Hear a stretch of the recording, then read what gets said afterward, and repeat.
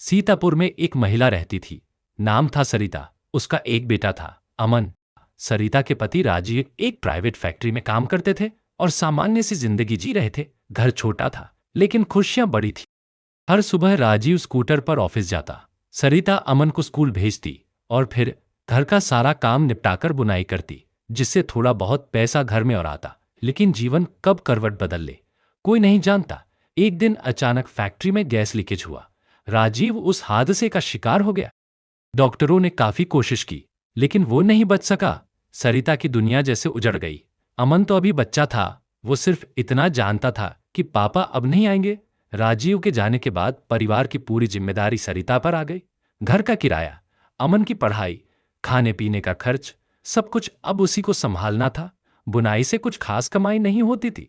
एक दिन सरिता ने फैसला लिया कि वो नौकरी करेगी। लोगों ने ताने मारे, अकेली औरत क्या कर पाएगी, लेकिन सरिता ने हार नहीं मानी। उसे एक स्कूल में आया कि नौकरी मिल गई, कम पैसे की लेकिन ईमानदार नौकरी।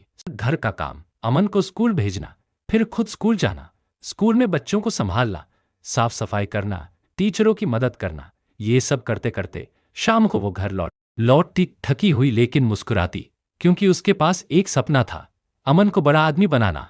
अमन शुरू से ही होशियार बच्चा था। उसे गणित और विज्ञान में बहुत रुचि थी। उसके टीचर कहते, तुम तो एक दिन वैज्ञानिक बनोगे। क्लास में वो अव्वल आता, लेकिन घर में किताबें खरीदना सब मुश्किल था। कई बार सरिता अपनी जरूरतें, लेकिन अमन को कभी महसूस नहीं। एक बार अमन ने कहा, माँ, मुझे साइंस का नया प्रोजेक्ट चाहिए, लेकिन उसके लिए 500 रुपए लगेंगे। सरिता के पास उस समय केवल 300 रुपए थे, लेकिन उसने अगले दिन अपना सिल्क का पुराना साड़ी बेच दी और अमन को वो प्रोजेक्ट दिलाया। अमन ने वो प्रोजेक्ट पूरे जिले में अव्वल बनाया। उसे राज्य स्तर की प्रतियोगिता में बुलाया गया। बच्चे की मेहनत, उसकी सफलता।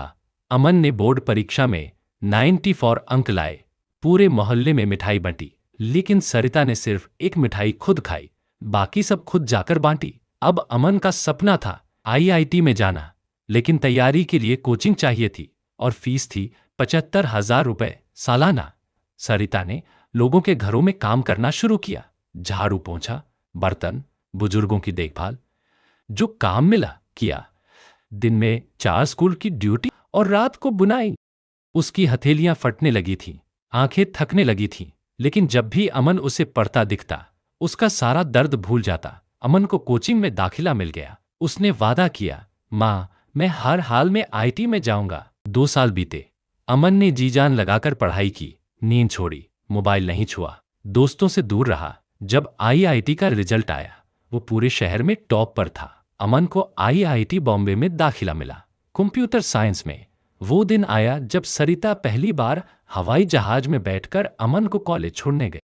एयरपोर्ट पर अमन ने कहा, माँ, तूने सब कुछ छोड़कर मुझे बनाया है, अब तेरी बारी है, तेरे लिए मैं सब कुछ करूंगा। 4 साल बाद अमन एक बड़ी कंपनी में सॉफ्टवेयर इंजीनियर बन गया। उसकी पहली सैलरी थी 2 लाख रुपए। उसने सबसे पहले अपनी माँ के लिए एक नया घर खरीदा, जिसमें एक बड़ी रसोई, आरामदायक बिस्तर और एक झूला था।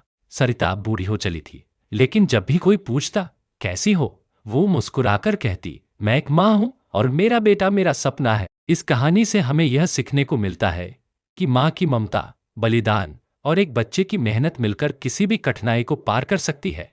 अगर इरादा मजबूत हो तो हालात चाहे जैसे भी हों, मंजिल जरूर मिलती है। वीडियो अगर अच्छी लगी तो लाइक और सब्सक्राइब करना मत भूलना। Bye bye.